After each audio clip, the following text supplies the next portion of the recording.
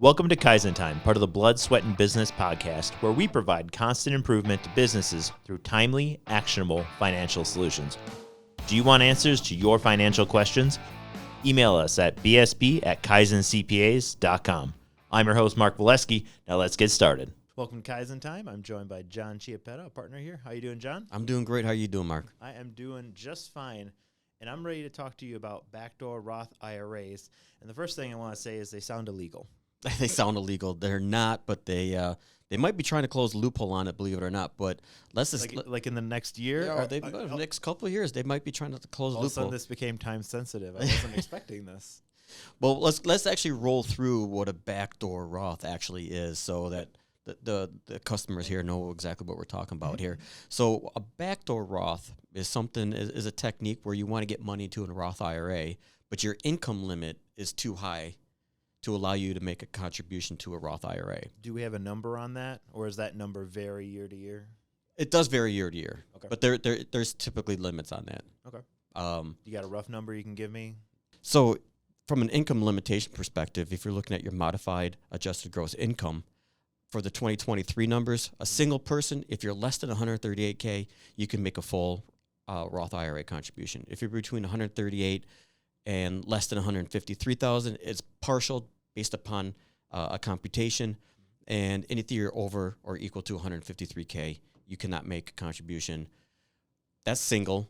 If you're married, anything less than 218,000, full contribution to your Roth IRA. Anything between 218 to 228,000 is a partial. Again, there's a computation. Anything over 228,000, you're not going to be able to make a contribution to your Roth. Okay. And that's where it's when you say you can't make anything to your Roth, you're saying that's when the backdoor Roth comes into play. The backdoor opens up. the backdoor opens up. So you can't make a Roth contribution. So what you do is you make a non-deductible IRA contribution. So you set up a traditional IRA account, and you make a non-deductible IRA contribution. Then what you do is you convert that non-deductible IRA contribution into a Roth IRA. So the Roth obviously is going to have some advantages that a traditional IRA is not going to have. Mm-hmm. So down the road, they're both going to be deferred from tax, and they're going to be able to grow tax-free. Mm-hmm. But when it comes to retirement and you want to pull money out of your Roth IRA, you're pulling money out without triggering a tax event. Whereas if you pull the money out of your traditional IRA, you're triggering a tax event. So isn't there typically like two?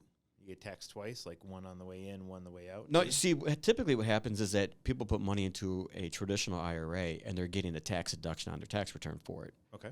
And if you put money into a Roth, you don't. But the income limits may limit your ability to put money into a Roth. So what you do is you take a non-deductible IRA, and you then convert that to a Roth so that you can have that and pull that money out future without any type of. So let's talk about setting this up. Mm-hmm. Okay. So like I said, this is typically if you're making a higher amount, higher dollar value. What do you need to do? Do they just talk to, hey, I'm going to call up John, he's going to set me up? Well, typically you're going to work with your financial advisor to set up an account, or you can typically go online and set these things up on your own through, an online broker like Ameritrade or something like that. Okay. You could set up an account on your own. So if you, let's say you're a small business owner, would this be something more advantageous to do kind of in line with your business?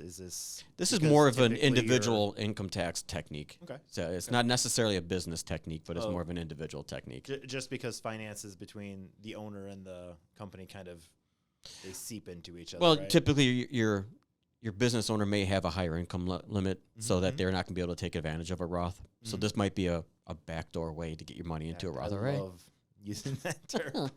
So, how much time do they need to set up? I know we've talked before, like at the end of the year, obviously there's not a lot of time to squeeze stuff in. You could usually get this done before your tax filing is due, so April 15th or thereafter. Oh, this is like a beginning of the year kind of thing? So it's a beginning of the year type of thing. So you're trying to get, a lot of people will try to get their IRA or some sort of a contribution in at this time. Mm-hmm. So this might be an opportunity or a time frame in which you want to get this done as well so that you can take advantage. Okay.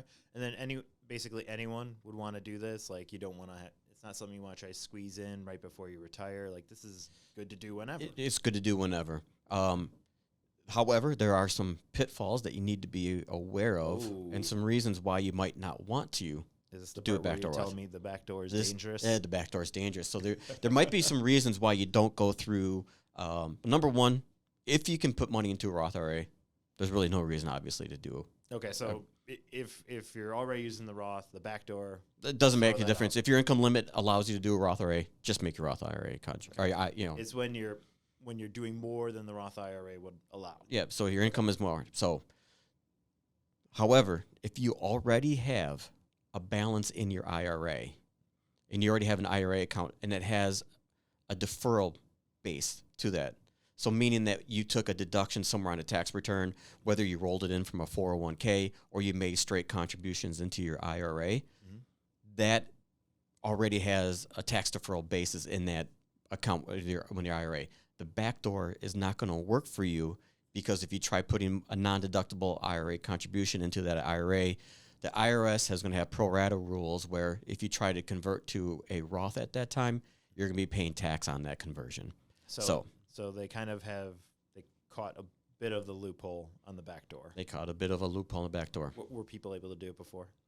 No. This is not a new rule. That was built in already. That was built in. This is not a new rule. But if you if you have an amount sitting in an IRA that you rolled over, typically a backdoor is not the plan for you. Way to go. Okay. Would they need to shut that one down then? Like, would they close it or just No, leave it? actually, I think a different technique at that point, other than a backdoor Roth, is that you have money sitting in an IRA that you want to get into a Roth. Then you might want to consider converting a portion of that. But there's a lot of variables that would go into a decision as to why I would want to take my traditional IRA and convert to a Roth, because there is tax that is triggered when you do that. So, okay. Any other things they should watch out? I think those are the major things that you probably want to look for. I do see quite a bit when people come in with their tax returns.